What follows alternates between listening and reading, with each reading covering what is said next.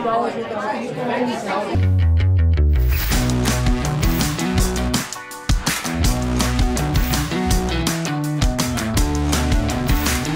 welcome to Cwic Show. My name is Greg Mattson, and I am your host. Our guest today is a student that was in the class taught last week on what we call the Genderless Jesus.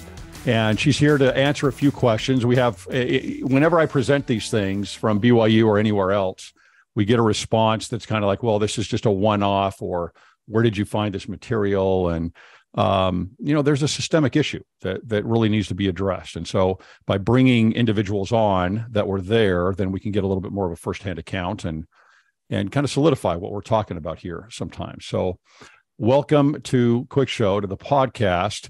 I want to start off by asking a couple of questions about why you're on the show, why you would want to speak up on this. Why does this matter to you? I'd consider myself probably slightly more knowledgeable and passionate about topics like gender ideology than my peers.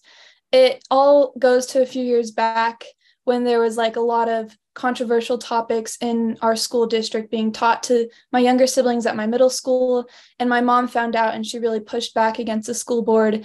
And from then on, she was super adamant about teaching us the truth and how to recognize when something false was being presented to us. And she always told us, you have a smartphone. If you ever see something like this, just pull it out and start recording, because we don't want to let these things continue to be taught when they're not true.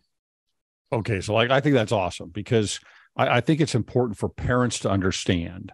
Mm-hmm. First of all, parents need to be educated on what these ideologies are and to be able to recognize them. And then to be able to teach your kids, especially when they're younger, that this is out there, and to have, to understand the differences between the gospel, for example, and these ideologies is really important. So you're able to recognize this as you see it. And you say, you're probably more knowledgeable than some of your peers are. What, were there specific events at all that happened in your family or anything that brought this about, where your parents decided, hey, we're going to sit you guys down and talk about it? I think it was really just discovering what some of my younger siblings were being taught at their middle school. And at that point, they sat us down and they said, okay, here's the truth about gender. Gender is eternal. And just like they really wanted us to be rooted in the gospel and to have a knowledge about what the church thinks versus what the world thinks, and to be very clear about that. Okay. So as you're going through this class and you're listening, how large is the class, by the way? I'd say it's about 200 to 300 people. It is a general so it's class. Big. Yeah. It's a big class, and it's a general ed class, correct? Mm-hmm. What was the name of the course? Do you remember? It's called SFL 210. SFL, so School of Family Life 210. Yes. Right. Okay. And it's a general ed course that, I mean, not everybody has to take it, but a lot of people probably do go through. I'd say it's mostly like 95% girls around my age, like 18 to 20. So that's the demographic. That's very interesting. Okay, I'm going to come back to that here in just a bit. So part of these slides here, as an example, from the beginning of the slides, this is always something intriguing to me, concerning really to me, about how these things are taught, especially at a place like BYU. She starts off in the slide saying, look, I'm not going to teach you what to think, but how to think. Yes. And, if you walk through the slides, it's pretty obvious. No, she's actually going to teach you what to think. Did you get that feeling as you were going through this? Definitely. It's really hard to kind of talk back to a teacher in such a big class where she's in a position of power. And the whole time I was thinking, you're not giving us just the facts. She wasn't presenting both sides equally. She was very in favor of the idea of constructionism and gender as a social construct. And I think her goal was to really erase the fact that there are differences between men and women. And her point was to push for the fact that androgyny should be what we're all aiming for. That's the goal.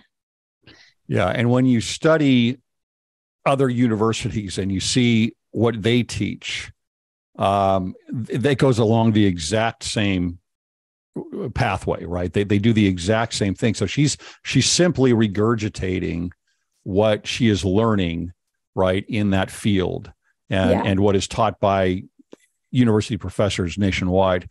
She goes into this backfire effect at the beginning, also backfire effect, where I'm going to quote what she says here.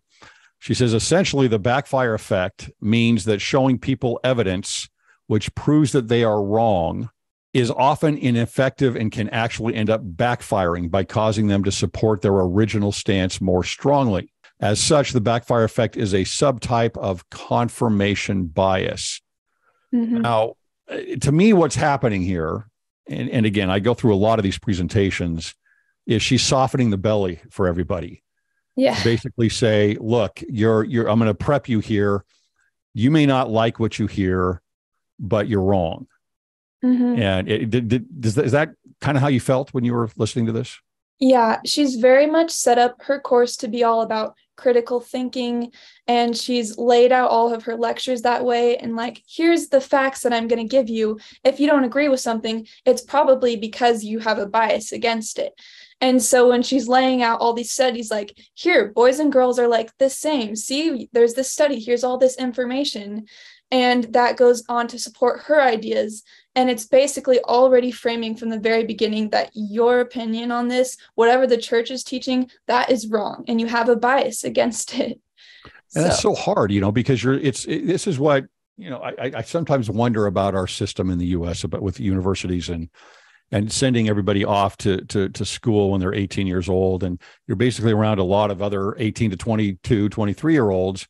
And then you have these new individuals that are in a position of power, mm-hmm. which are, they're not replacing your parents, obviously, but that is a power rush to me, to be a professor, to have all these young minds come in and kind of deconstruct their what they've learned in their family and kind of say, look, you think you know things about the world, but you've been sheltered, and let me show you what really is true, right? Yeah. And the biggest issue with somewhere like BYU is that then you can take that and put it into a gospel context. Oh, and that's what you want at BYU, right? You want these things, these secular ideas brought in and taught in a filter of the gospel. But what often ends up happening with some of the professors is it's the other way around, right? Where you end up having the gospel, and they're trying to take a square peg and put it into a round hole, right? They're trying to take the gospel and somehow fit it into this new ideology that is so prevalent in the university. Also, early in the presentation here, she's got the point of saying she's going to cover gender in a gospel context. Yes. And I mean, how do you feel how that works there? I would guess that usually at BYU, with professors that are teaching, whether it's biology or you're going into other social sciences and you're going into, English, et cetera, that usually there's probably a decent job of, the professors do a decent job and bring in the gospel, and it informs you in a way that only Latter-day Saints could really be informed. But when they take it and like I said, they try and turn it around, do you feel that there's like this conflict in you that's just, red flags going off as you're running through this because of the gospel principles that are true? Oh yeah, for sure. There was one slide where she did discuss the church's position, where she said that, here they clarify that biological sex is the same thing as gender. And all she said on that point was, I appreciate that they made that clarification. And then she moved on, and we did not delve further into the church's stance. And she continued to support her ideas on the topic. And I just thought that was really frustrating, because it would be interesting to discuss it from the church's point of view of gender and sex are the same. And that's kind of what I wanted more of. And we didn't get that because, I don't know, it clearly seemed that she already had ideas of gender and sex and was pushing those, especially when she pulled in Jesus into it and said, here's the most androgynous person of all. Yeah. Here, masculinity and femininity, they are gender, and we want to be in the middle because that's androgynous, and that's how Christ is. Or get rid of the two sides. Yeah. Yes. Yeah. And that's what I saw throughout her presentation. And again, very similar. It's not like she's doing something different than most universities do. Mm-hmm. The problem is it's at BYU and it contradicts the gospel. You have 95% young women that are in the class. There are many social studies that are done on gender and gender fluidity with young women, teenage girls and young women, where it shows that there is obviously a social contagion problem, where you'll have a number of a circle of friends, of girlfriends, and 3 out of 6 of them, 5 out of 6 of them end up coming out as bisexual or lesbian or somewhere on the gender spectrum. Did she cover that at all? It was interesting because she made one comment about studies for younger, middle schoolers and high schoolers, where 1 in 5 of them identify as part of the LGBT plus community. And all she said on that point was, look, how many of these kids, if you walk into any school, they identify with this community. They're so open-minded. We can be learning so much from them. And she never once went into the idea that maybe it is a social contagion. She didn't acknowledge that at all. She seemed to promote it. And it was kind of strange, in my opinion. Yeah, well, it's kind of funny because she goes into the two sides of this, of essentialism, like gender is fixed, right? And then social construction.